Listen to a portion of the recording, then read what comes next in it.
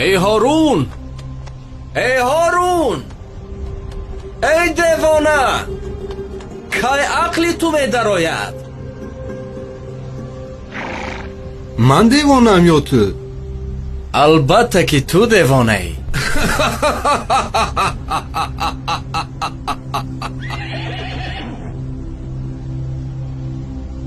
عاقل بودنت را چگونه اثبات میکنی؟ من میدونم که قصرهای با حشمت تو ابدی نیست، اما حیات آخرت ابدی است. من برای آخرت آمادگی میبینم، تو باشی برای دنیا. قصرها بنیاد داری و دنیای خود را آباد میسازی و آخرتت را خراب.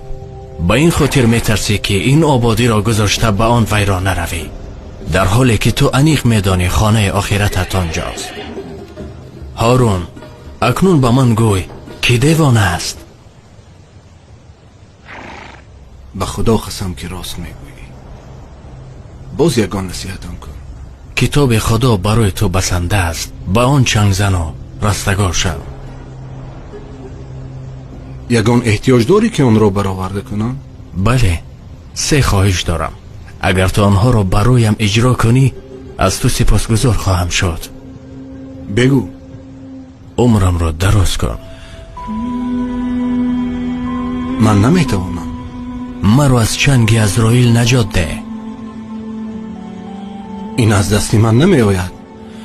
پس مرا وارد بهشت ساز و از دوزخ نجاتم ده. من قدرت این را ندارم. این طور که باشد تو غلام هستی نه شاه، و من از غلامان حاجت نمیپرسم.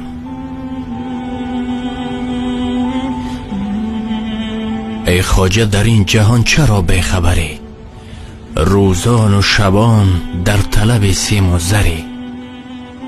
سرمایه تو از این جهان یک کفن است، آن هم به گمان است که بری یا نبری.